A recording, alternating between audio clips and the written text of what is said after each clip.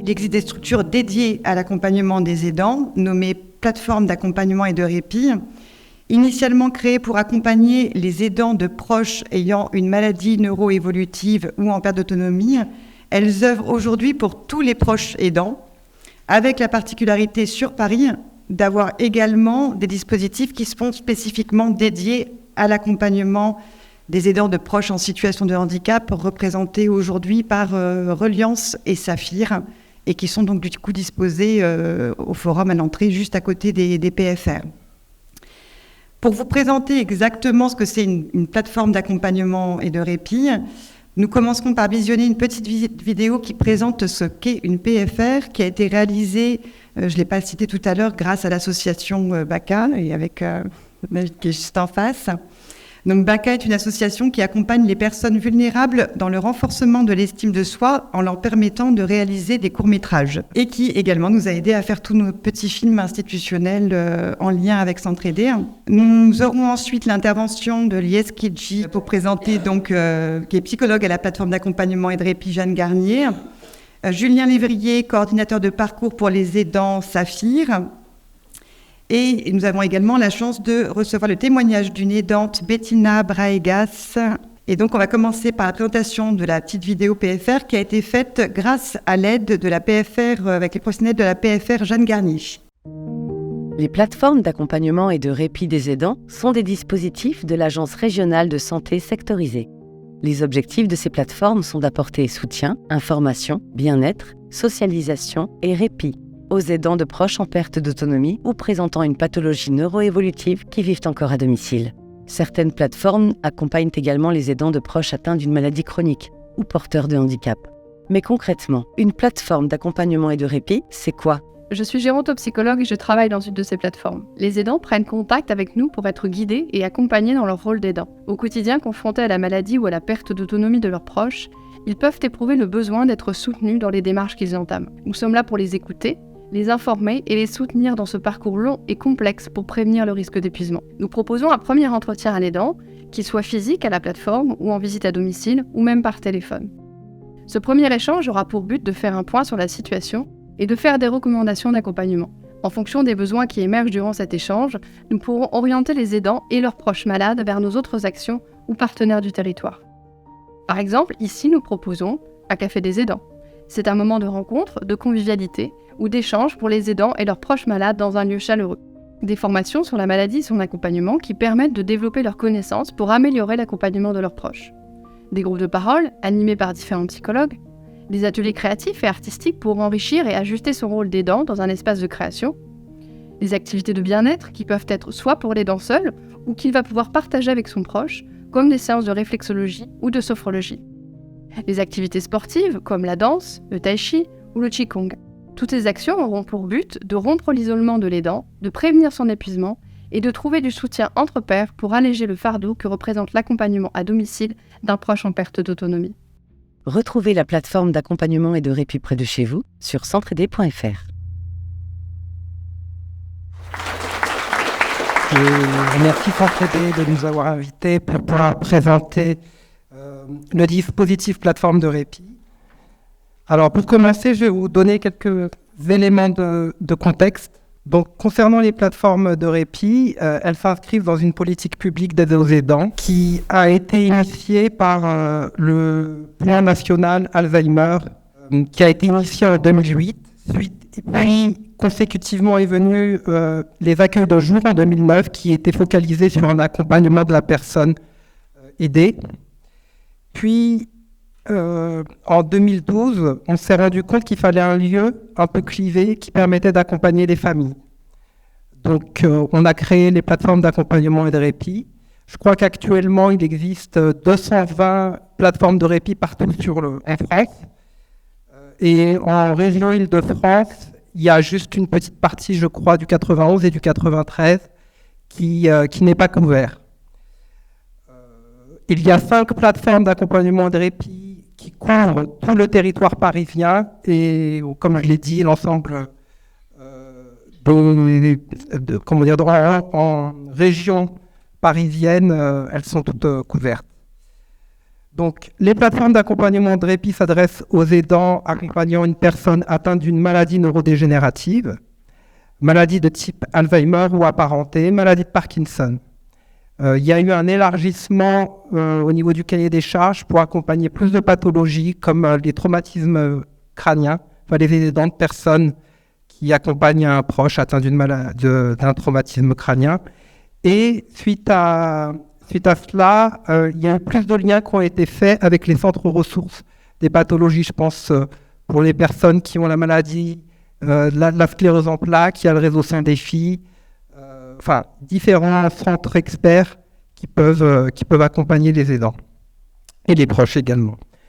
Et puis, les plateformes sont financées par le CNSA via les ARS. Donc, au niveau des rôles, les plateformes répondent à un cahier des charges national qui définit leur mission. Donc, leurs missions sont de prévenir les risques d'épuisement et de diminuer le stress et l'anxiété des aidants, sachant que par épuisement, il y a une notion éminemment psychologique aussi. Leurs missions sont également d'accompagner tout au long de l'évolution de la maladie, soutenir et proposer diverses prestations de répit et de soutien à l'aidant, la personne malade ou au couple aidant aidé, en soutenant l'autonomie de la personne aidée, en favorisant le maintien de la vie sociale et relationnelle de la personne malade et de son aidant. Éviter donc le repli relationnel de l'aidant et par extension celui de son proche. Et puis, on répond à un grand besoin d'information sur tout ce qui peut être, toutes les aides qui peuvent être débloquées pour soutenir l'aidant tout au long de la relation d'aide. Au-delà des aides sociales, il y a aussi les équipes qui interviennent à domicile, qui peuvent créer des formes de rééducation sur le plan cognitif et également moteur, qu'on conseille. Alors, au niveau des professionnels, le type de professionnels qu'on peut trouver dans les plateformes, donc en général, chaque plateforme a un responsable qui est mutualisé également avec un accueil de jour. Il y a une chose importante que je n'ai pas dit, c'est que toutes les plateformes de répit que vous pouvez trouver sont toutes adossées à un accueil de jour, plus rarement à un EHPAD ou à un hôpital. Donc un lieu qui peut produire, qui peut proposer du répit également.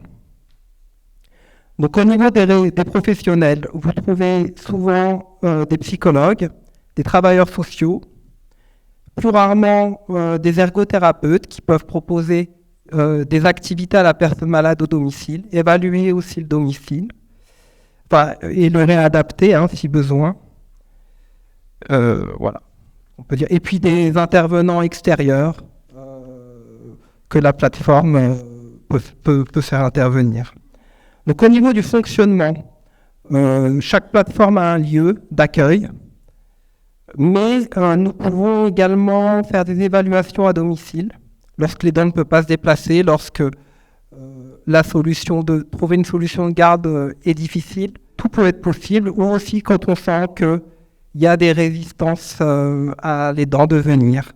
Donc tout peut être possible en termes de fonctionnement et d'entretien. On propose également du soutien psychologique, mais également un soutien qui peut être collectif.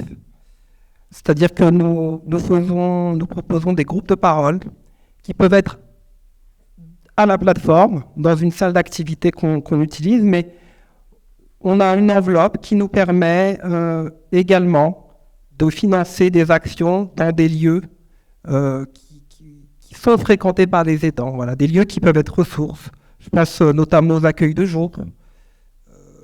Donc voilà, on peut aussi aller vers les endroits où on trouve justement où on peut avoir accès aux aidants.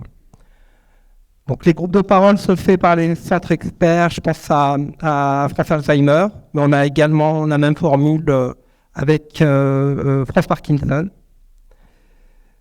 Donc on peut avoir du soutien et puis des conseils aussi vraiment personnalisés.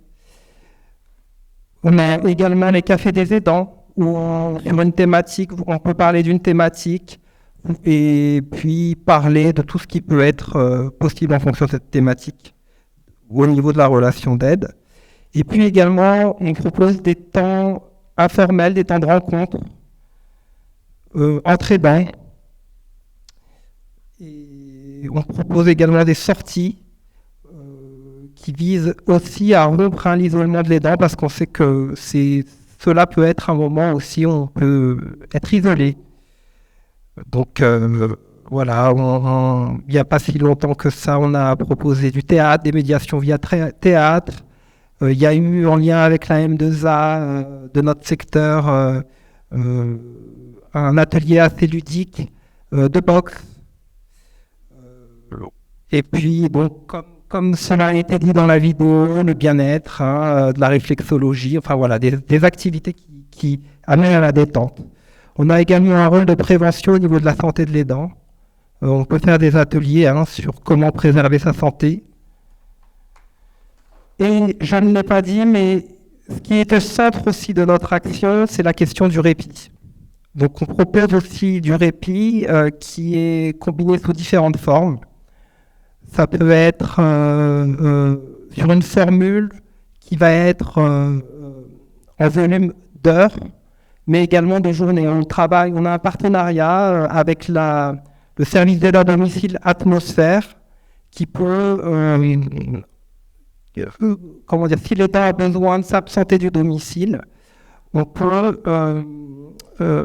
envoyer une auxiliaire de vie qui va s'occuper de la personne malade le temps de l'absence de l'aidant. Il y a également les centres d'accueil de jour, donc on informe sur les modalités d'accueil des accueils de jour. Et puis, bien évidemment, les hébergements temporaires. On essaye de visiter les lieux qui peuvent proposer de l'hébergement temporaire, les EHPAD. On va visiter les EHPAD de notre zone pour mieux communiquer auprès des aidants également les modalités d'accueil. Et puis, on a récemment, là je parle au nom de toutes les plateformes parisiennes, on a fait un projet commun pour proposer des séjours de vacances aidants-aidés dans des lieux très agréables en campagne, des lieux prestigieux, à moindre coût. Toutes les formules de répit dont je vous ai parlé, sauf l'accueil de jour, on finance une partie pour que ce soit abordable, on est dans une grosse partie. Et puis nous avons des partenariats actifs avec différents acteurs, les accueils de jour, les CCAS, les ESA, les équipes qui interviennent à domicile, les M2A, les DAC, les EHPAD, les associations de représentants des familles, les établissements hospitaliers. Et il arrive aussi avec l'accord de l'aidant, de pouvoir se mettre en lien avec le neurologue lorsque cela est nécessaire. Voilà. Je vous remercie de votre attention. Bonjour. Donc l'IS a brillamment présenté une plateforme de répit. Donc je vais faire très court. Je suis Monsieur Levrier, je suis coordinateur du service Saphir. Le Saphir est un centre ressources pour les proches aidants parisiens d'une personne en situation de handicap. C'est notre spécificité. Donc notre principal partenaire dans notre travail reste la MDPH, qui est la grande machine administrative quand vous êtes aidant d'une personne en situation de handicap. Mais nous sommes également labellisés par l'Association française des aidants et nous abritons le Café des aidants du 10e arrondissement. Au niveau de nos missions, c'est avant tout d'informer les aidants sur leur statut et leurs droits, les orienter vers nos partenaires, les soutenir, valoriser leur expérience et les accompagner principalement dans une démarche de décloisonnement. On sait que l'isolement est l'un des principales problématiques des proches aidants, en les mettant en relation avec d'autres aidants. Au niveau des prestations, nous aussi faisons des actions individuelles, entretien d'accueil, entretien de suivi, du soutien administratif, du soutien psychologique. Nous faisons également des actions collectives, des groupes de parole, des groupes de travail. Alors, on ne parle pas de répit, parce qu'on n'offre pas autant de solutions que sur une PFR. On parle de parenthèses hors du quotidien. Voilà, une aidante, lors d'une sortie au musée de la vie romantique, nous a dit, voilà, là, c'est mon temps de pause. Voilà, nous, on offre des petits temps de pause comme ça. Des sorties au musée, des petites balades, avec pour but principal d'activer les leviers de la paire aidance et de se faire rencontrer des aidants entre eux, parce que c'est vous en tant qu'aidant qui êtes spécialiste plus que nous. L'idée étant de créer une petite communauté et qu'à la fin même vous puissiez vous passer de nous. Et je vais juste terminer en disant que la fondation Kazip Kojazor, dont dépend le Saphir, a plus de 200 ans d'existence et on souhaite la même longévité à s'entraider. Merci beaucoup.